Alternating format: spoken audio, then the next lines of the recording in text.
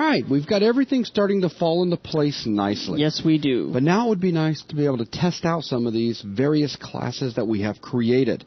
And to do this, we need to revisit the old SDL demo application. That's right. We need to create some controls. Make these controls functional, at least most of them. Right. So that when we do things like create a cube, by clicking on its button, we actually see a cube in our viewport. Basically, the only thing we're not going to implement is parenting, unparenting, and selecting. That's it. Yep. And deleting. And deleting. Okay, so let's go and get started. All right, so first off, we have our list box, button, and slider. That's good. Let's go ahead and import our cube and our plane. So cube and plane. Let me just come over here. Cube and plane. Okay. And so we're going to create some controls here. Let me go ahead and delete this test node that I had here. All right, so we need a few buttons. One button to say create cube, and another button that allows us to create our plane. So 2 buttons. Right.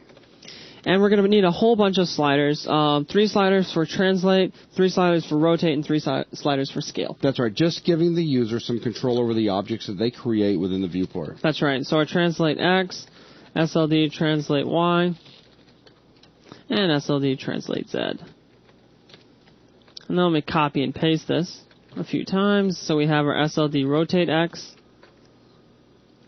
rotate Y, and rotate Z. And finally, we have our SLD scale X, scale Y, and scale Z. So let me just copy and paste this in here. All right, and underneath these, we want to create 2 more buttons. A button for parenting and unparenting. Again, we won't be implementing this in this lesson, but very soon. So we might as well add these in here as we are creating our controls.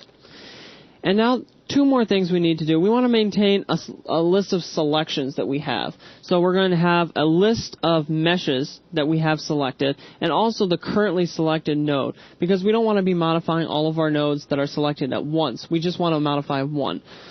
So we have our mesh selected node equals null, and a list of mesh pointers selected items. And we'll just call it selected items. All right, so with that, that's the main chunk that we need variable-wise. Now let's go down to initGL and start creating some stuff. I'm trying to think. We could probably compile. Yeah, we can probably compile at this point. Everything should work. Some controls. No appropriate default constructor available. Let me go ahead and check my slider.cpp here. Is it been added over there? Yeah? Yeah, let me check this. Oh, I must be...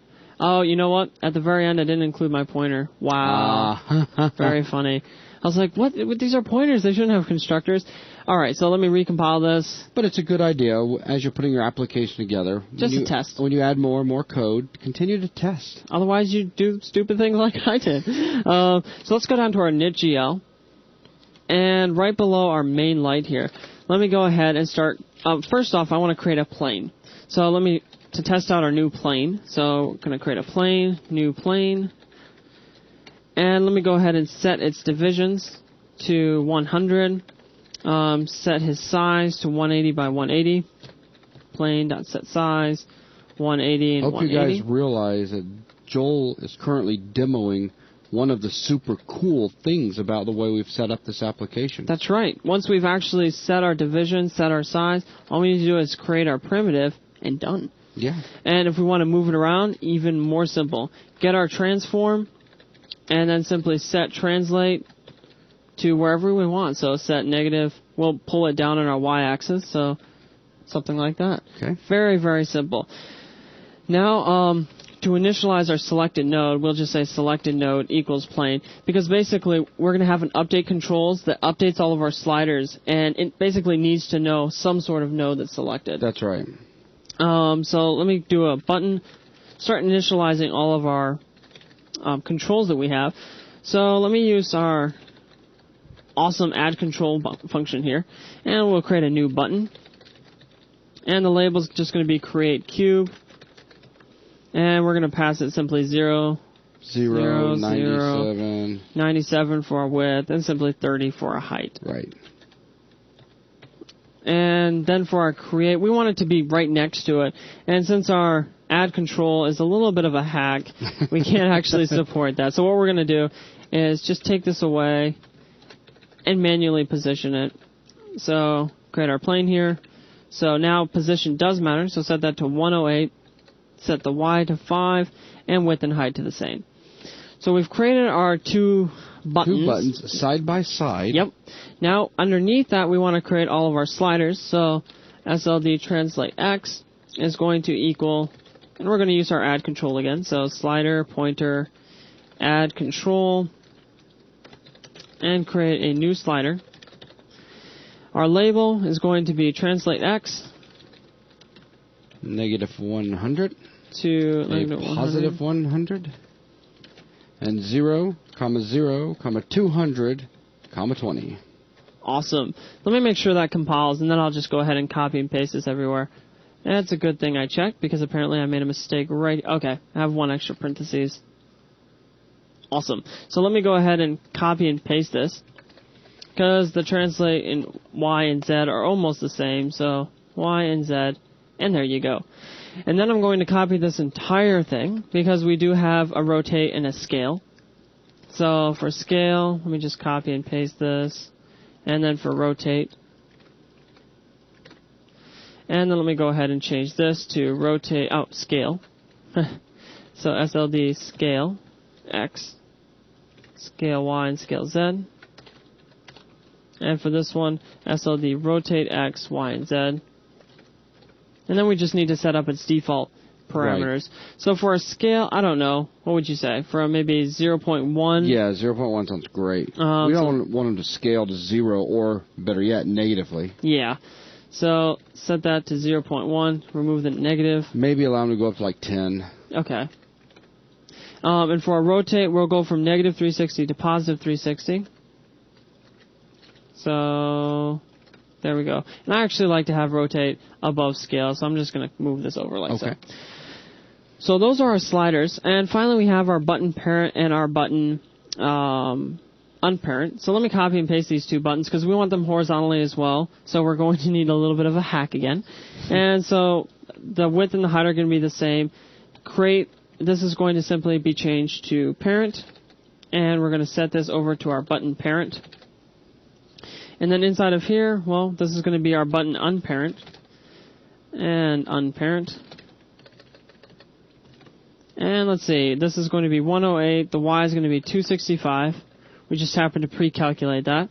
And at this point, we have all the controls we need. But basically, we need to set up these sliders. And every time we select a new object, we're going to need to update that. So let's create a function called update controls that goes in and sets up slider values for everyone. Okay. So let's go up just a little bit here.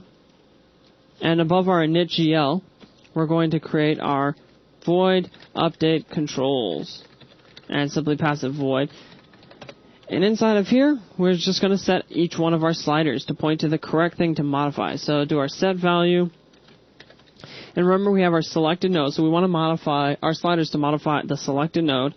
So we'll get the address of the get transform, which is going to get our translate in X. And let me just simply copy and paste that a few times for our Y and Z, and for our Y and Z. And copy this whole block for our rotate, and then finally for our scale. So our rotate around X,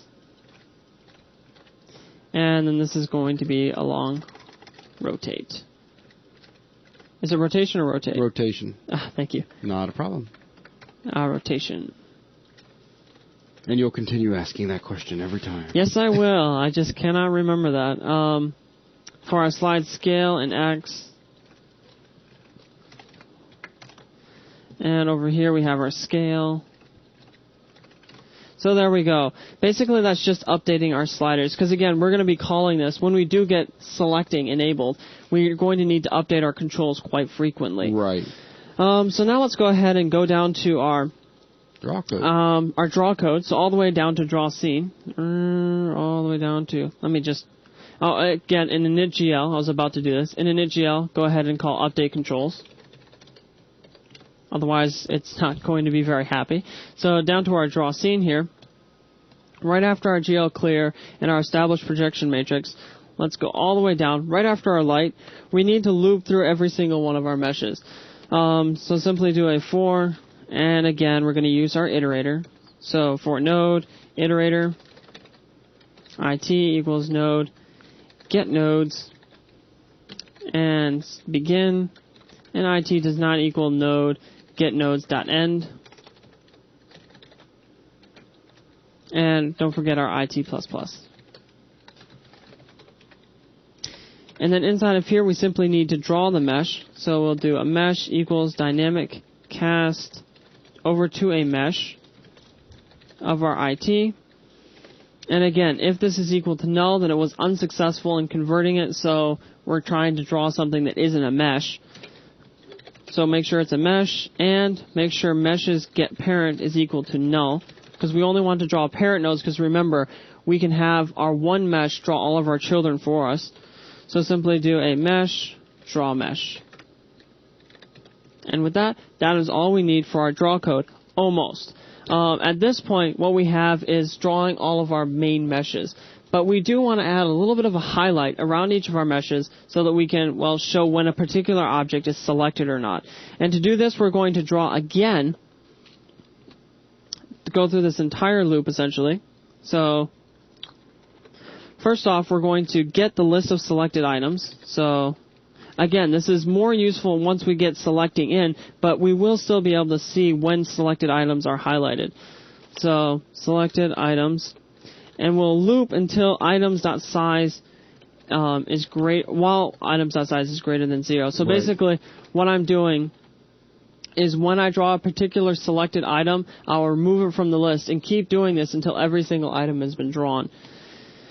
So in this loop, I'm going to start out by doing my for list node. Here we go, guys. You guys have seen this over and over again. Just a few characters up, actually.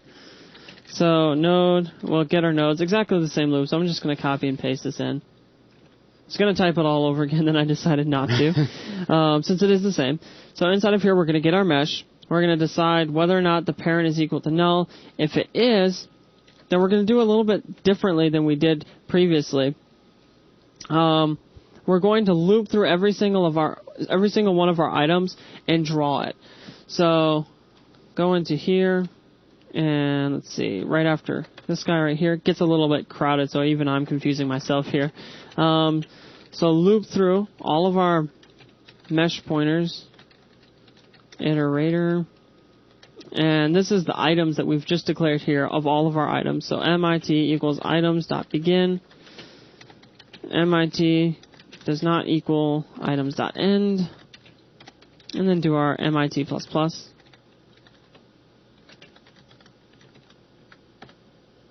Alright, so basically I have two meshes, this mesh here and this guy right here.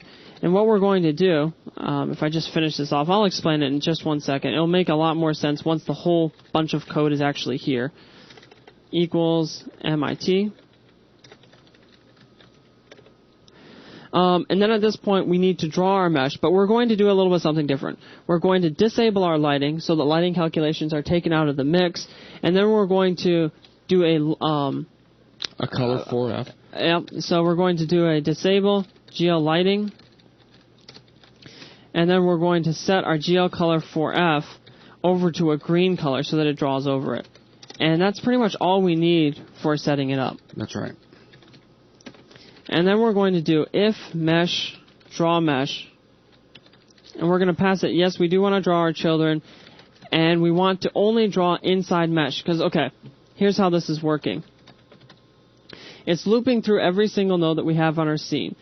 If it doesn't have a parent, we're going to loop through every single selected item and try to draw it, because remember, we need to transform our node properly, because if we draw a root, a child node, what's going to end up happening is not all of its transformations are going to be applied. And this is obviously a big problem.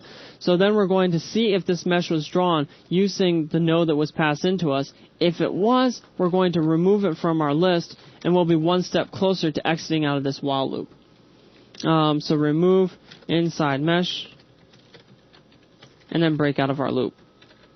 And then once we're done at the very end, let's go ahead and enable lighting again. So GL enable, GL lighting. And finally, we'll also need to, because we're changing the color here, go ahead and set it back to a white color so that our text doesn't appear green. And make sure our alpha is set to 1.0f. And let's see, let me go ahead and bring that up. I think at this point we actually might be able to get some results. So let me go ahead and compile this one more time. Except I have some typos here. Let's see. Oh, okay. Get nodes needs to have parentheses here. And since I copied and pasted the code, same problem here. Alright, so Very we have nice. something. Only one other thing I need to do before I forget, and that is loop through every single item at the very end, after we've done everything, and clean everything up. So if we go all the way down to the bottom here, along with all these other deleters we have here, we need to delete our node, all of our nodes, so get nodes, and while this size is greater than 1, go ahead and delete it. Delete the first item. So basically we're going to loop and loop and loop until we've deleted every single item. Make sense? Yeah, awesome. So let me go ahead and recompile this. And let's see how many errors we get when we run this. Well, it doesn't even run, so that's a good start. So let me see here. Okay. It said when I ran this, RTTI object not supported. So basically we don't have runtime information enabled. This is a very easy fix. If I go into my, well, not rename, thank you, our properties for our object. And what we need to do, if we just kind of scroll down here for 1 second, I try to remember. Okay, right here. Under C, C++ language, remember I said in C++ we have the ability to check our runtime information. This is something that's new to C++, but you do need to enable it in your properties for your particular project. So we're going to enable runtime info. And this basically allows us to do dynamic checks based on our classes, so we can see if one class is inherited from another class, etc., etc. And this is really powerful C++ construct, and we really need to be able to use this. So if we recompile everything, we'll now have runtime information enabled. And then should be pretty good. Yep. If I didn't mess anything else up. Well, it happens every now and then. Yes, it does. But, like I said, pretty good. Ooh, oh, so we do controls. have something. And look, our plane is actually here. Very nice. You do notice one thing. Our clipping plane seems to be too far away. We'll fix that in just a second. Let's go ahead and check if create cube and create plane are not going to do anything just yet because, I kind of didn't put that in yet. So what I'm going to need to do We do have controls, though. We do have controls. That was the big thing. That was the big thing. That's right. So at this point, we need to go to our draw controls and handle some of our events. So the first thing is we need to set our controlled equal to the control. As you may have noticed just a second ago, it kept taking away control from me, and that's obviously kind of a bad thing. And then at this point, we need to simply check for the two buttons and make sure that we respond to them by creating a button or deleting a button. So let me go ahead and start by checking to see whether or not the control is equal to our button create cube. So that means we've just got an event for our create cube button. So what we need to do is actually create a cube. So simply do a cube equals new cube. And once we've done that, simply create our default cube. So create primitive. And then set the new selected node equal to our cube. Really makes sense. Yeah. And then we do have a list of selected items, so let's go ahead and clear that out. So this is the only item selected items, thank you. And then add this onto our selected items list. So put our selected node onto the list and update our controls. As I said, we're going to be using update controls quite frequently when we change our selection. So let me go ahead and copy this. And it's going to be very similar for our create plane. So else if control equals our button create plane,